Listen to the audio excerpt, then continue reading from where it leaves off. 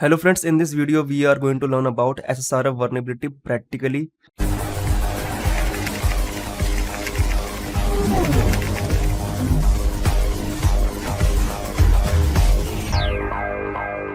और practical perform करने के लिए हम यहाँ पे पोर्टसीगर की लैब को यूज करेंगे। मैं यहाँ पे लॉगिन करूंगा क्योंकि मैंने पहले से अकाउंट यहाँ पे बना रखा है। उसके बाद यहाँ पे मैं क्लिक करूंगा अकेडमी।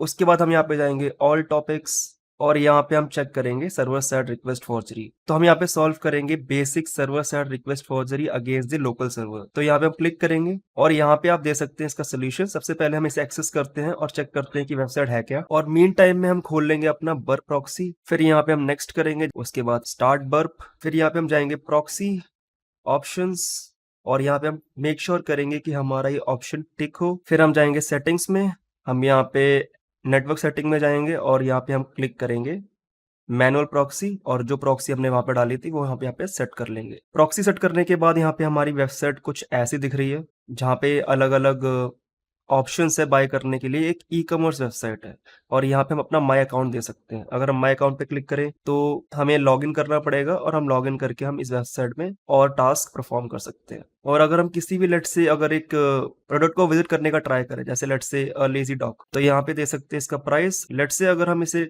चेक स्टॉक पे क्लिक करें तो यहाँ पे आ रहा है 773 यूनिट्स। तो सबसे पहला टास्क एक अटैकर का होता है एक वेबसाइट को मैनुअली विजिट करना, सारी की सारी फंक्शनैलिटी टेस्ट करना, और सारी की सारी फंक्शनैलिटी टेस्ट करने के बाद वो सारी की सारी हिस्ट्री लॉग हो जाएगी आपके बर्प प्रॉक्सी के अंदर। तो इस वेबसाइट में कोई और फंक्शनैलिटी नहीं है, यहाँ पे सारे के सारे प्रोडक्ट लिस्ट हो रहे हैं। और उसके बाद फिर हमारे पास एक ऑप्शन है चेक स्टॉक फंक्शनैलिटी का, जिससे हम स्टॉक का काउंट पता कर सकते हैं। और फिर हमारे पास माई अकाउंट है जिसमें हमारे पास क्रेडेंशियल अवेलेबल नहीं है, तो अभी हम उसमें और कुछ कर नहीं सकते। तो अभी हम देखते हैं कि हमारे पास जो बर्प हिस्ट्री है तो वो हमें क्या देती है। तो सबसे पहले हम यहाँ पे टारगेट्स में जाएंगे और यहाँ पे इसको हम कर देंगे इन स्कोप टारगेट पे, ऐड टू स्कोप, और उसके बाद फिर यस। उसके बाद हम यहाँ पे एक फिल्टर लगाएंगे कि हमें सिर्फ इन स्कोप आइटम देखने हैं। तो हमें यहाँ पे सारे के सारे इन स्कोप आइटम की हिस्ट्री पता चल जाएगी। जैसे कि हमारे पास एक लॉगिन था, लॉगिन में हमने अगर गेट किया तो हमें उसकी HTML पेज मिल रहा है जिससे हम यहाँ पे लॉगिन कर सकते हैं। अगर आप इसका एक रेंडर व्यू देखना चाहते हैं, आप रेंडर पे क्लिक करें तो यहाँ पे आपको ये पेज ब्राउजर पे कैसा दिखेगा वो आपको दिख जाएगा यहाँ पे, जैसे कि ये रहा। तो वैसे ही हमारे पास प्रोडक्ट का स्टॉक है। प्रोडक्ट का अगर हम स्टॉक देखें तो यहाँ पे हमारे पास एक पोस्ट रिक्वेस्ट है जो जा रही है इस URL पे, जिसका नाम है /product/stock। और यहाँ पे हमारे पास बंच ऑफ HTTP हेडर्स हैं, जैसे कि होस्ट की कौन सी URL पे जा रही है, कुकी जो कि सेशन डिफाइन करता है, ब्राउजर आप कौन सा यूज कर रहे हैं, एंड सो ऑन। तो हमारे पास यहाँ पे जो सबसे गौर करने वाली चीज है वो है इसकी बॉडी। तो इसकी बॉडी में हमारे पास एक पैरामीटर है जिसका नाम है स्टॉक API। जैसे मैंने आपको पिछली वीडियो में एज ए थियरी दिखाया था कि यहाँ पे एक स्टॉक की API है। ये जो API है वो बैकएंड में होनी चाहिए। अगर बैकएंड में नहीं है, यूजर कंट्रोलेबल इनपुट पे है, जैसे कि यहाँ पे रिक्वेस्ट जा रही है मेरे ब्राउजर से, और इस फील्ड को मॉडिफाई करके मैं सर्वर को भेज सकता हूँ। जैसे कि अगर इसको हम राइट क्लिक करें और सेंड टू रिपीटर करें, रिपीटर से हम इस रिक्वेस्ट को बार बार मॉडिफाई करके सर्वर को भेज सकते हैं और देख सकते हैं कि सर्वर कैसे रिस्पॉन्ड कर रहा है। तो अगर हम इसकी ओरिजिनल रिक्वेस्ट को सेंड करें और देखें कि ये क्या रिस्पॉन्ड करता है, तो यहाँ पे हम देख सकते हैं कि 120 एज ए आउटपुट आया हमें।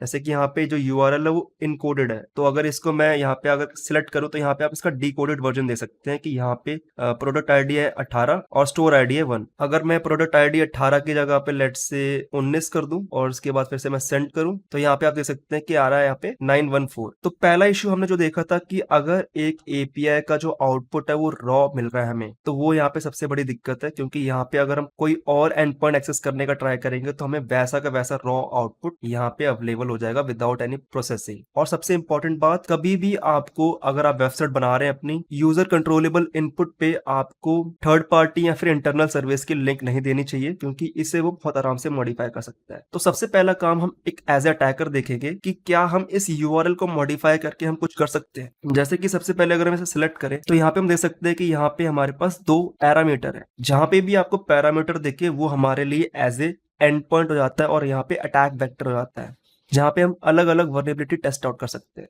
जैसे कि यहाँ पे लेट्स से हम एसक्यूएल इंजेक्शन की वल्नरेबिलिटी ट्राई कर सकते हैं। तो यहाँ पे हम लेट्स से 19 के बाद देंगे सिंगल कोट और फिर हम यहाँ पे ट्राई करेंगे। तो यहाँ पे आ रहा है इनवैलिड प्रोडक्ट आईडी। तो लेट्स से हम सिंगल कोट हम लेट्स से यहाँ पे देके ट्राई करेंगे और इसको लेट्स से टेस्ट कर लेते हैं। तो यहाँ पे आप देख सकते हैं कि store ID is equal to 1 और उसके बाद हमने सिंगल कोट दिया है। हम चाहते हैं कि ये जो माइक्रो सर्विस है वो हमें एक एसक्यूएल एरर दे। तो यहाँ पे हम देख सकते हैं कि हमें कोई भी एज सच एरर नहीं मिला है और यहाँ पे हमारी microservice as it is काम कर रही है। यहाँ पे डबल कोड या फिर ओबी एसक्यूएल वर्नेबिलिटी के जो पेलोड होते हैं वो हम यहाँ पे टेस्ट कर सकते हैं।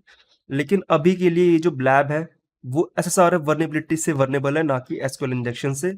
ये आपको मैं टेस्टिंग अप्रोच बता रहा हूँ।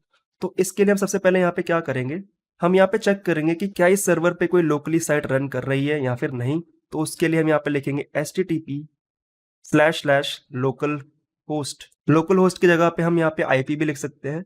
जैसे कि सबसे पहले हम यहाँ पे सेंड करते हैं तो यहाँ पे हमारा आ रहा है रिक्वेस्ट का रिस्पॉन्स 200 ओके। और इसे अगर हम रेंडर करें तो यहाँ पे हम देख सकते हैं कि हमें वैसा ही पेज मिला है जो कि हम अभी विजिट करके आए।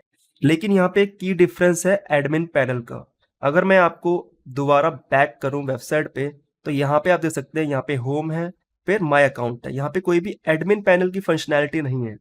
लेकिन अगर मैं पर प्रॉक्सी पे देखूं तो यहाँ पे हमारे पास एडमिन पैनल का ऑप्शन अवेलेबल है।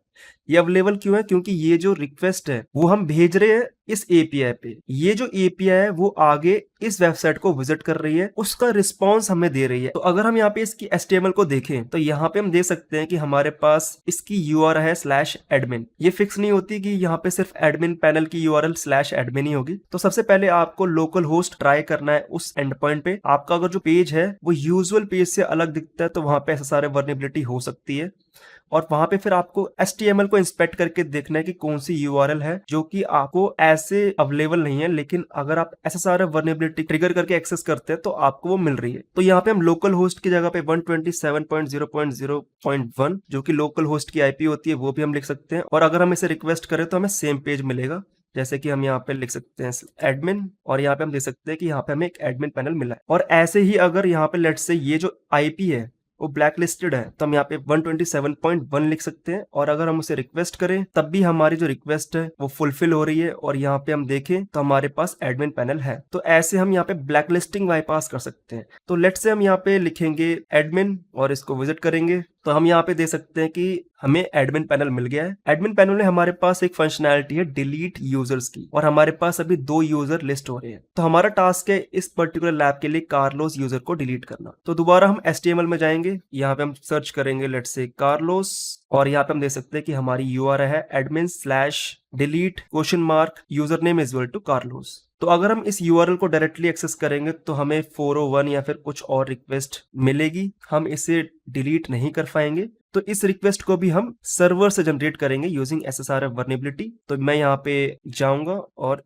इसकी URL चेंज कर दूंगा। अब अगर इसे हम सेंड करें तो हमें यहाँ पे आया है 302 फाउंड लोकेशन /admin। अब इसका रिस्पॉन्स हमें आया रिडायरेक्शन का कि यहाँ पे हमें बोल रहा है कि आप /admin वाले पेज पे चले जाएं।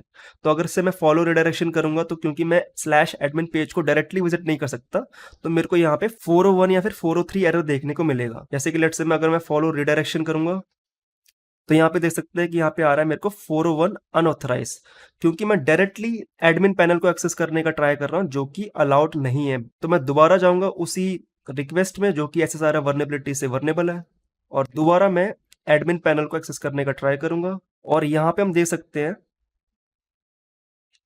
कि वो यूजर डिलीट हो गया है और यहाँ पे हमने ये लैब सॉल्व कर ली है। तो अभी तक हमने देखा कि अगर हमें SSR वर्नेबिलिटी टेस्ट करनी है तो सबसे पहले हमें बर प्रॉक्सी इनेबल करनी है और हमें नॉर्मली एक वेबसाइट को विजिट करना है और सारी की सारी फंक्शनैलिटी को टेस्ट करना है। अगर कोई फंक्शनैलिटी में फुल URL है तो उसे हमें मॉडिफाई करके देखना चाहिए कि क्या हम इंटरनल कोई सर्विस को एक्सेस कर सकते हैं या नहीं। और उसके बाद फिर आगे हमने एक्सप्लॉयटेशन के तरीके देखे। तो बस दोस्तों इस वीडियो में इतना ही, मिलते हैं अगली वीडियो में।